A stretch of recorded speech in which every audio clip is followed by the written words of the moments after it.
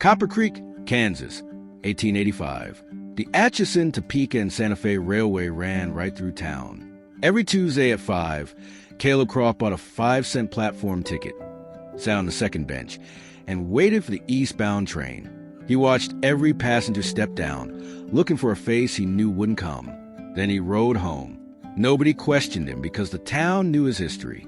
But Clara Higgins, the new depot clerk who had come from St. Louis after burying her own family, watched him from behind the glass. When a freezing Tuesday downpour hit, Caleb sat in the rain without shelter. Clara locked her window, stepped outside, and sat beside him. He pulled out an old, folded ticket. "My brother, Julian," Caleb said quietly.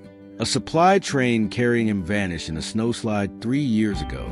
I come here because it's the last place I remember him leaving." "You know he won't be on that train," Clara said. "I know," Caleb replied. "It's the only place I can still picture him." They sat together in the cold rain before he rode home, leaving Clara staring at the timetable board, wondering at the weight of such faithfulness. The following Tuesday, Clara left a tin cup of hot coffee on the wooden bench before Caleb's arrival.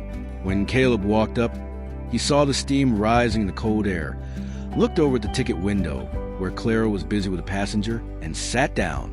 He drank it slowly, and when the train had come and gone, he brought the empty cup back to the window. "Thank you," he said. "It gets cold waiting," Clara replied, keeping her eyes on the schedule board. He held the cup a moment longer. "How did you know how I take it?" "I guessed." "You guessed right," he said, and walked out into the afternoon. The coffee appeared every single Tuesday after that. She didn't sit beside him immediately, giving him space, but on the third week she noticed he stayed a few minutes longer after the empty train pulled away. He was still looking down the tracks, but the sharp edge of grief had softened into something deeper, more like remembering. What Caleb didn't know was that a brutal winter storm up north had brought a lung sickness to the county herds, and his timber mill operations were facing heavy financial pressures. He came to the station carrying that heavy arithmetic of survival, and finding the hot coffee waiting for him made the Stark Depot feel like a place where he was genuinely known. Meanwhile, Clara walked back to her boarding house alone every evening, wrestling with her own quiet routine. She was 33 years old, and she realized that her Tuesday afternoons with Caleb had quietly become the only thing she truly looked forward to in a town built on transit and departure. Most of you listening right now are sitting somewhere quiet, letting this story keep you company. If you were in Clara's shoes, bound to a safe, quiet life on the frontier, would you stay for a fragile connection, or would you look for a way out? Let us know your thoughts in the comments below, and hit that like button if this story is keeping you company today. The November wind cut sharp through the boardwalks, and the quiet way of the station began to press in on Clara. Then, in February, a letter arrived from a larger junction station in Salina offering her a permanent position with a salary 30% better than her current post. She read the letter twice. She thought about the December cold, the solitary accounts Caleb carried, and the man who had shown up on consecutive Tuesdays without any guarantee. But she also thought about her own life, which had been spent at windows watching life happen to everyone else. Deciding that a clean exit was the most sensible path, she wrote back to accept the Salina position and told no one. She worked her last 3 Tuesdays in silence, making the coffee and sitting on the bench while Caleb talked about the spring calving and the slow return of his laugh. On the final Thursday, she packed her single bag.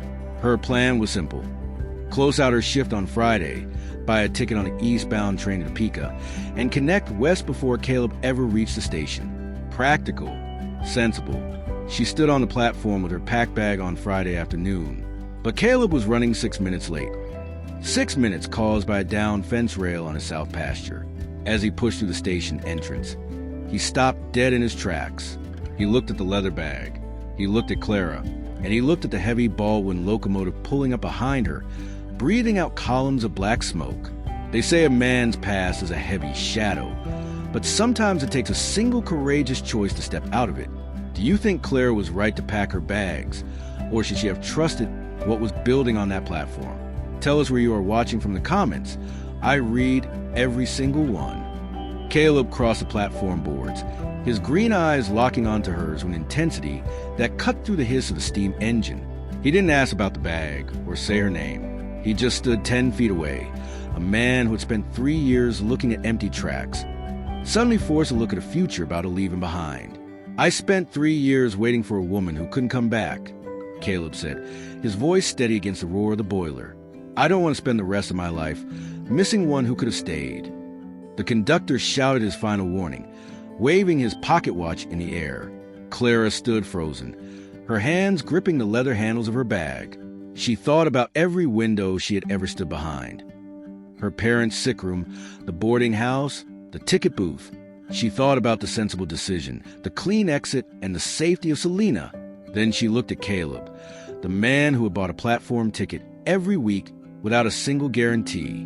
With a soft thud, she set her bag down on the wooden platform boards. The conductor looked from the luggage to Caleb, then back to Clara.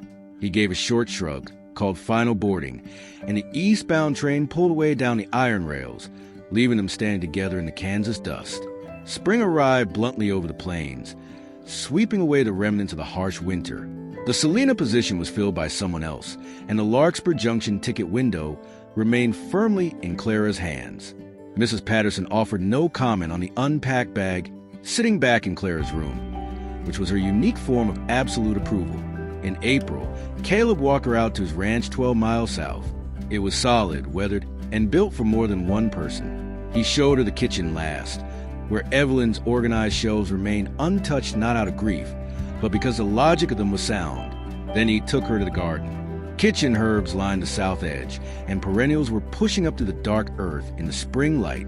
"I'd need to learn what she planted before I could help with it," Clara said softly, looking over the rows. Caleb looked at her, the ghost of a smile touching his mouth.